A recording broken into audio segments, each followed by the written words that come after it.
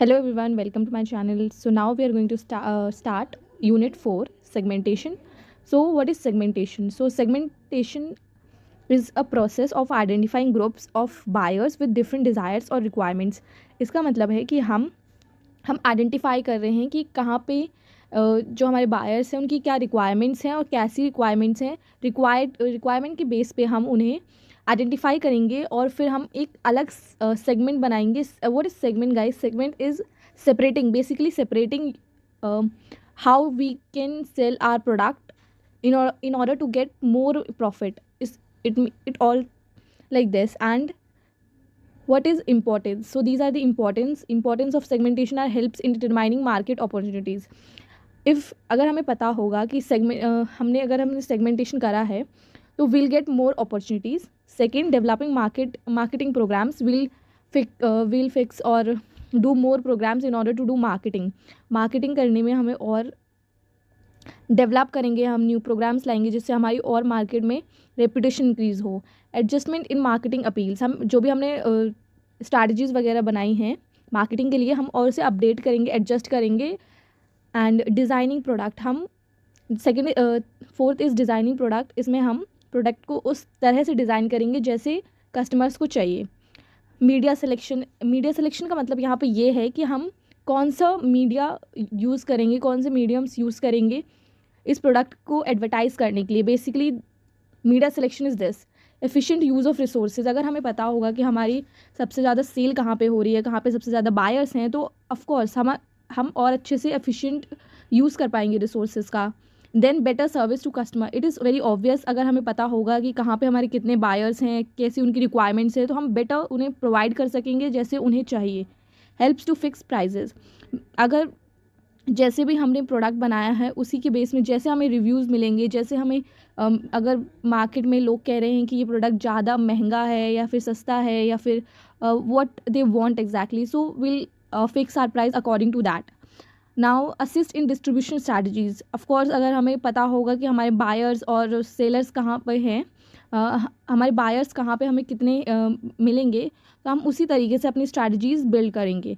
Timing of marketing efforts, हमें पता चलेगा कि जितने बायर्स हैं हमारे पास, वहाँ पे हमें अगर कहीं पे ज़्यादा बायर्स हैं तो हम वहाँ पे ज़्यादा टाइम देंगे ताकि हमारी मार्केटिंग ऑफ प्रोडक्ट अच्छा हो. Now the topic is basis of segmentation, how we can segment our product, our market for product. So first is geographic segmentation. Basically geographic segmentation का मतलब है कि हम अपने प्रोडक्ट की सेगमेंटेशन करेंगे एरिया के वाइज. जैसे पॉपुलेशन, जहाँ पे जितनी पॉपुलेशन है वैसे कर रहे हैं. अगर एक जगह पे बहुत ज़्यादा पॉपुलेशन है तो हम उसी में ज़्यादा ध्यान देंगे क्योंकि वहाँ पे हमें ज़्यादा बायर्स मिल सकते हैं. और रूरल अर्बन ऐसी जगह पे हम अच्छे से उसी तरीके से हम मार्केटिंग स्ट्रैटेजीज़, मीडियम्स वगैरह ये सब और अच्छे से वहाँ पे होगा. And then demographic segmentation. Demographic means, guys, what is we segment our marketing according to age, income, size of family, and what they do, and education, religion, nationality. ये उनके बेस पे ये हमें बेसिकली एक बताएगा कि हमें किस तरह के प्रोडक्ट हमें डिज़ाइन करना चाहिए अगर वहाँ पे ज़्यादा बच्चे हैं, राइट. सो अगर हमारा प्रोडक्ट है क्लोथ्स, सो अगर ज़्यादा बच्चे हैं तो वी कैन जस्ट हम वहाँ पे बच्चों के लिए कुछ जो भी क्लोथ्स वगैरह हैं वो उस तरीके से डिज़ाइन कर सकते हैं, क्रिएट कर सकते हैं जैसे बच्चों को पसंद होते हैं और जो उन पे अच्छे लगते हैं. It's like that. सो ये है psychographic marketing segmentation. In this method buyers are divided into different groups based on class. उनकी अगर मिडिल क्लास के हैं, लोअर क्लास के हैं, हाई क्लास के हैं, तो वैसे ही लोगों की प्रेफरेंसेस वैसे ही अलग ही होती हैं सबसे. अगर वो हाई क्लास के हैं तो वो ऐसे क्लोथ्स नहीं खरीदेंगे जो बहुत ही ज़्यादा सस्ते होंगे. और अगर लोअर मिडिल क्लास के हैं तो वो वही प्रेफर करेंगे जो उनके बजट में होगा. So it's like that.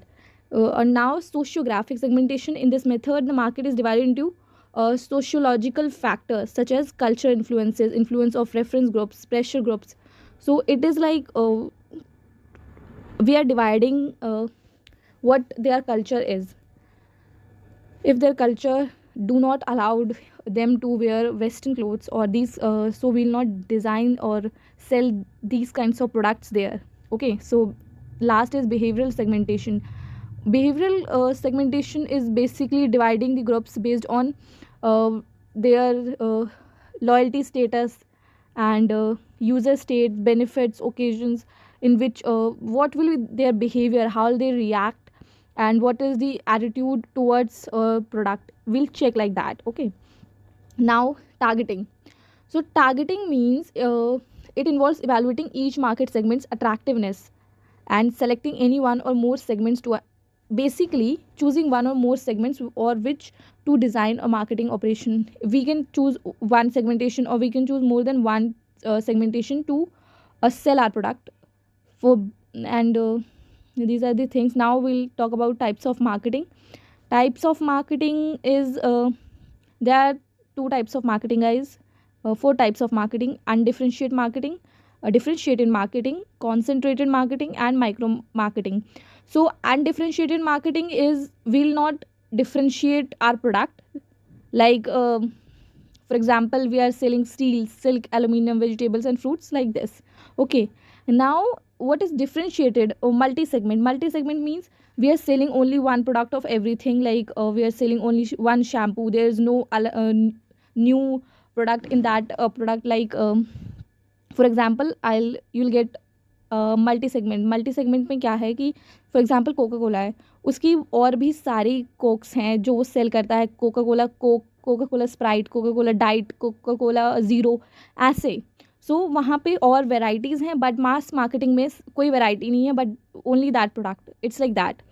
And what is niche marketing? Niche or concentrated marketing, like market वो company is focusing only one product to increase their sales. Okay, so for example, okay, here it is. So when an organization concentrates its marketing efforts on a smaller segment of a large market, targets one or a couple small segments, niches have every specialized interest. Like for example, M&M firm equipment division concentrates on tractors, Zodiac concentrates on formal shirts. जो आपने ये company देखी है Zodiac, ये concentrate करती है सिर्फ formal shirts पे.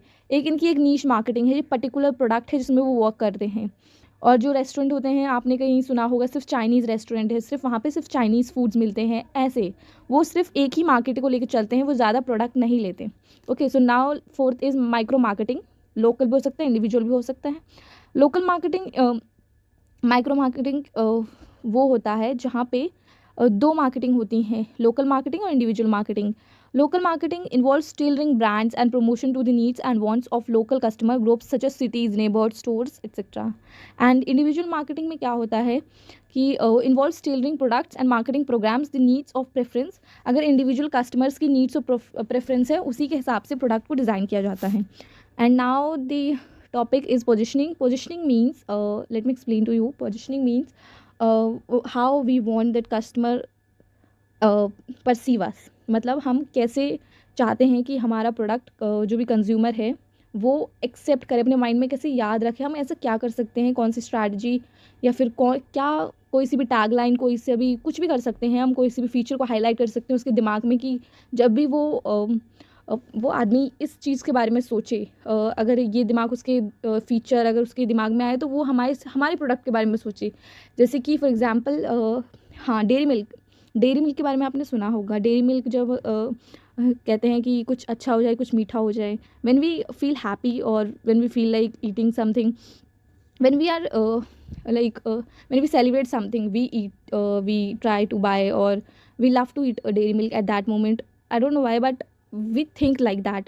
Okay, so हमें चाहिए लाइक हम इस प्रोडक्ट की पोजिशनिंग ऐसे करी गई है कि हमें ऐसा लगता है कि मीठा हो जाए तो कुछ डेयरी मिल्क ही हो जाए. And then Maggi is famous by 2 minutes noodles, right.